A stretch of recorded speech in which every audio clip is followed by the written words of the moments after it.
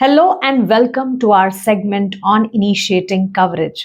जी हाँ, ये एक नया सेगमेंट है और आपको बता दें कि बहुत ही ज़्यादा डिटेल्ड और इंफॉर्मेटिव सेगमेंट है हमारा ये।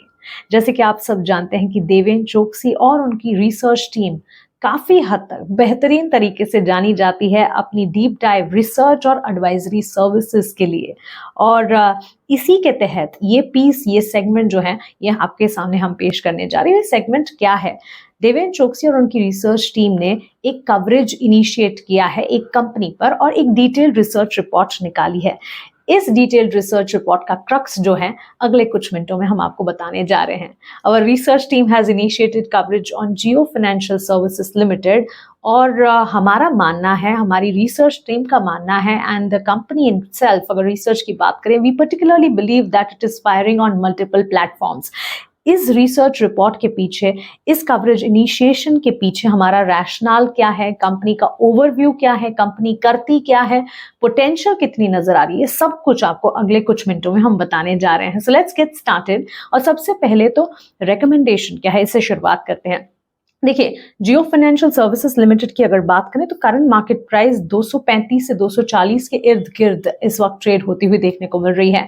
हमारी रिसर्च टीम का ये मानना है कि 290 रुपए तक के टारगेट्स यहाँ पर देखे जा सकते हैं, यानी कि clear cut upside potential of almost 23%। ये हमारा रिसर्च डेस्क मानकर चल रहा है, बाय की रेटिंग दे रहा है। जैसे कि आप जानते हैं जिस कंपनी की हम बात कर रहे हैं, जियो फाइनेंशियल सर्विसेज लिमिटेड एक एनबीएफसी कंपनी है। So clearly in the crux अगर बताएं, we initiate coverage on Jio Financial Services Limited with a buy rating and target price of 290 rupees per share with a 23% upside from current levels and assigning a price to adjusted book value multiple of 2x। So clearly एक खरीदारी की राय NBFC पर, जियो financial services limited पर 23% upside potential नजर आती है हमारे research team को 290 के टारगेट प्राइस।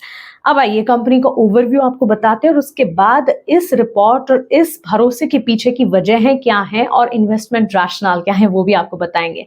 सबसे पहले कंपनी क्या करती है। जियो फाइनेंशियल सर्विसेज लिमिटेड एक एनबीएफसी है which is registered with the RBI. Company एक होल्डिंग कंपनी है और ये ऑपरेट करती है फाइनेंशियल सर्विसेज बिजनेस में through its consumer facing subsidiary जिनका नाम है Jio finance limited, Jio insurance broking limited, Jio payment solution limited और इनकी जॉइंट वेंचर जिनका नाम है Jio payment bank limited. Company provide करती है accessible non deposit financial solutions, leveraging infrastructure और digital reach for various segments। particularly company के प्लान्स हैं to primarily target key customer segment जो कि unserved हैं और underserved individuals, particularly individuals और small size businesses को। ज्योग्राफी कौन सी है जिसे टैप करती है कंपनी?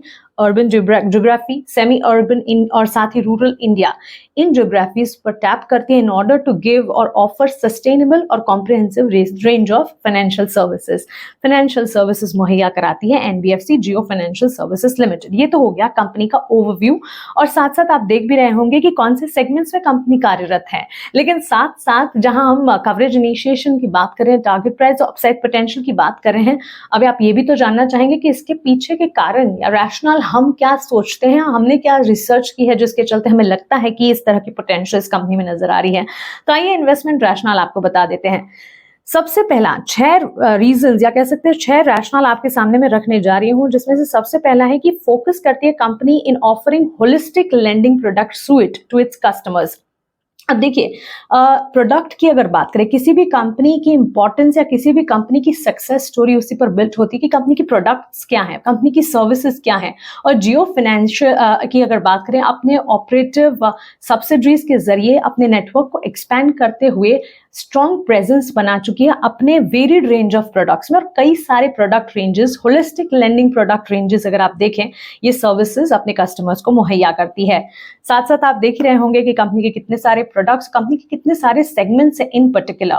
इसके अलावा अगर आप देखेंगे इन्वेस्टमेंट रैशनल की जहां पर हम बात कर रहे हैं, the second and most important thing is कि कंपनी स्केल अप कर रही है हर सेगमेंट में। देखिए, एनबीएफसी एक ऐसा सेगमेंट है जहां पर काफी हद तक अपॉर्चुनिटी है, काफी हद तक एंट्री पॉइंट्स मिलते हुए दिख सकते हैं, लेकिन ज्यादातर एनबीएफसीज जो हैं इस चीज को टैप नहीं कर पा रही है। जियो फाइनेंशियल सर्विसेज लिमिटेड की अगर बात करें और एनबीएफसी के की इंडस्ट्री ओवरव्यू को भी अगर आप देखेंगे या समझने की कोशिश करेंगे तो क्लियरली ये समझ आएगा कि एनबीएफसीज की क्रेडिट ग्रोथ की अगर बात करें ऑन कैगर बेसिस लगातार उसमें FY18 से लेकर बढ़त ही देखने को मिली है, और FY23 से 25 तक के एक्सपेक्टेशंस को भी अगर आप देखेंगे तो सालाना आधार पर 12 से 14% की ग्रोथ एंटिसिपेट की जाती है एनबीएफसी इंडस्ट्री में।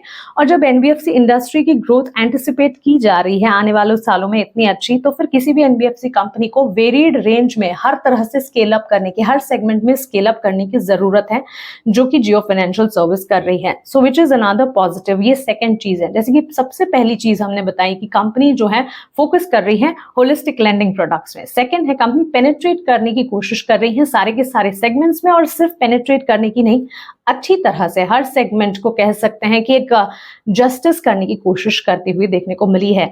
सो clearly deepening its penetration by scaling up in all segments, ये भी काफी हद तक एक पॉजिटिव सेंटिमेंट साबित हो जाता है जियो फाइनेंशियल सर्विसेज जैसी कंपनी के लिए। सो ये पहले दो रैशनल हो गए। तीसरा और सबसे इंपॉर्टेंट रैशनल, कंपनी ड्राइव करती है स्ट्रॉन्ग यूजर एंगेजमेंट और एक्सपैंड कर रही है कस्टमर और मर्चेंट नेटवर्क को। देखिए, किसी भी बिजनेस के लिए सिर्फ बिजनेस करना जरूरी नहीं है, बिजनेस के साथ साथ बिजनेस एक्सपेंशन भी काफी हद तक जरूरी है, और कंपनी अपने कारोबार विस्तार को लेकर काफी हद तक सजग है। Jio financial services through its operative subsidiary ये अपने नेटवर्क को एक्सपैंड कर रही है, एस्टैब्लिश कर रही है strong presence in customer segment which have limited access to banking and other financial services channel. So ये भी काफी हद तक इंपॉर्टेंट हो जाता है कि कंपनी कारोबार विस्तार को लेकर प्लान्स क्या है, और क्लियरली स्ट्रॉन्ग यूजर एंगेजमेंट है, और साथ ही एक्सपैंड कस्टमर और मर्चेंट नेटवर्क भी है, जो कि कंपनी को काफी हद तक स्ट्रेंथ या कह सकते हैं मजबूती प्रदान करता है। The fourth important rational is healthy liquidity and diversified funding sources. अब आप देखिए, जियो फाइनेंशियल सर्विसेज लिमिटेड की अगर बात करें, company will leverage it's strong lineage. देखिए, स्ट्रॉन्ग पेरेंटेज या स्ट्रॉन्ग लीनिएज की जहां बात करें, बिजनेस की बात करें, फाइनेंशियल प्रोफाइलिंग की बात करें, कंपनी कैपिटल मार्केट को टैप करना चाहती है फॉर एक्सपेंडिंग फंडिंग सोर्सेज, और इसी को फंडिंग सोर्सेज पूंजी जुटाने की योजना, ये भी काफी हद तक इंपॉर्टेंट हो जाता है किसी भी कंपनी के लिए, और इसीलिए कंपनी हेल्दी लिक्विडिटी और डाइवर्सिफाइड फंडिंग सोर्स को लगातार फोकस कर रही है, उस पर लगातार रिसर्च कर रही है, और क्लियरली उसके लिए भी जगह बनाकर चल रही है। So this is the fourth and most important rationale. Last दो रैशनल बचे हैं जो कि और ज्यादा इंपॉर्टेंस और ज्यादा स्ट्रेंथ देते थे जियो फाइनेंशियल सर्विसेज जैसी कंपनी के लिए। सबसे पहले तो technology to be the key differentiate for the company.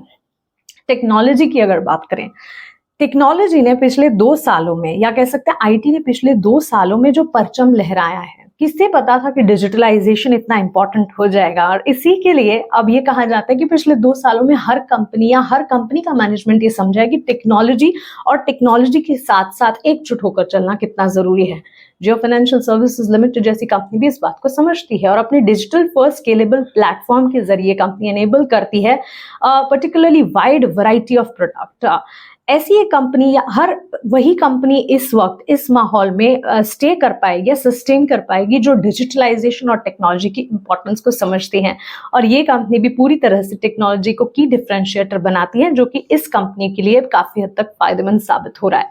Last but not the least, last rational हमारी तरफ से फेवरेबल इंडस्ट्री ट्रेंड और मार्केट अपॉर्चुनिटी। जैसे कि मैंने कहा, एनबीएफसीज के लिए इंडस्ट्री ट्रेंड अगर आप देखेंगे, फाइनेंशियल सर्विसेज इंडस्ट्री ही की ही बात ले लीजिए, पर्टिकुलरली हमारे देश में फाइनेंशियल सर्विस इंडस्ट्री की बात अगर देखें, काफी हद तक एक बड़ा कंपोनेंट है कंट्री की इकोनॉमी का, और कंट्रीब्यूट करता है सिग्निफिकेंटली कंट्री के ग्रोथ और डेवलपमेंट में, और आगे भी जगह काफी बची है।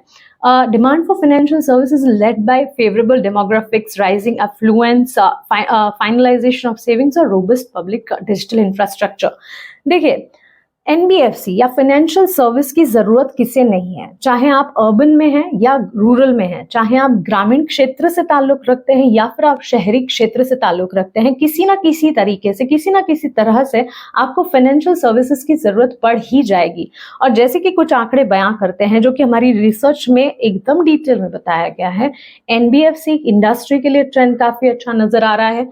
फेवरेबल इंडस्ट्री ट्रेंड को मद्देनजर रखते हुए मार्केट अपॉर्चुनिटी काफी अच्छी नजर आ रही है, और जियो फाइनेंशियल सर्विसेज लिमिटेड जैसी कंपनी कंटिन्यूअस प्रोग्रेस और डिजिटल अडॉप्शन के जरिए इसी अपॉर्चुनिटी को लगातार टैप कर रही है। तो ये है हमारा छठा रैशनल, जो कि हमें काफी हद तक इस चीज पर भरोसा करने के लिए मजबूर करता है कि जियो फाइनेंशियल सर्विसेज लिमिटेड जैसी कंपनी पर नजर होनी चाहिए, यहाँ पर निवेश का नजरिया बनाना चाहिए, अपसाइड पोटेंशियल 23% जैसी हमें नजर आती है।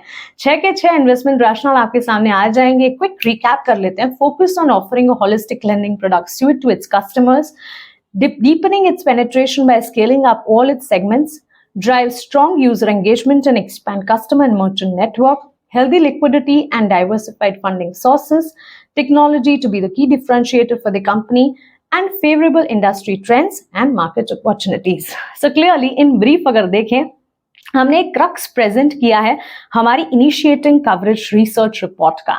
इनिशिएटिंग कवरेज रिसर्च रिपोर्ट को भी अगर आप पढ़ेंगे तो आपको पूरा का पूरा लेखा जोखा मिल जाएगा, लेकिन अगर शॉर्ट में समझना चाहें तो ये पेश है आपके लिए एक छोटा सा ब्रीफ। नॉट ओनली दिस, लेकिन हमारे पास साउंड रिसर्च और एडवाइजरी सर्विसेज से जुड़ी कई सारी प्रोडक्ट्स है, कई सारी सर्विसेज, कई सारे बास्केट्स हैं जो कि आपके साथ हम साझा करना चाहते हैं। और इसके पीछे का पर्पस, इसके पीछे का मोटो एक ही है, किस तरह से आपकी वेल्थ को बढ़ाया जाए, किस तरह से हमारी टैगलाइन या हमारा मोटो, हमारा एम जो है nurturing wealth of our esteemed clients, उसको फुलफिल किया जाए। सो हमारी वेरिड रिसर्च सर्विसेज के बारे में जानने के लिए आपको हमारे साथ जुड़ना होगा, हमारे प्रोडक्ट्स और सर्विसेज को समझना होगा। इसके लिए करना सिर्फ आपको इतना है, हमारे साथ जुड़े, डिस्क्रिप्शन बॉक्स में जो लिंक है उस लिंक पर क्लिक करें, अपना इंटरेस्ट हमें बताएं कि आप इंटरेस्टेड हैं, अपनी डिटेल्स, थोड़ी सी डिटेल्स जो आपको भरनी है वो भरें, हमारी टीम आप तक पहुंचेंगी। सो उम्मीद करते हैं कि ये detailed deep dive research report का क्रक्स जो है ब्रीफ में जो हमने आपको बताया वो आपको पसंद आया और इससे आपको थोड़ी सी और ज्यादा कह सकते हैं कि कन्विक्शन भी मिल गया है जियो फाइनेंशियल सर्विसेज लिमिटेड पर हमारी ये इनिशिएटिंग कवरेज रिपोर्ट।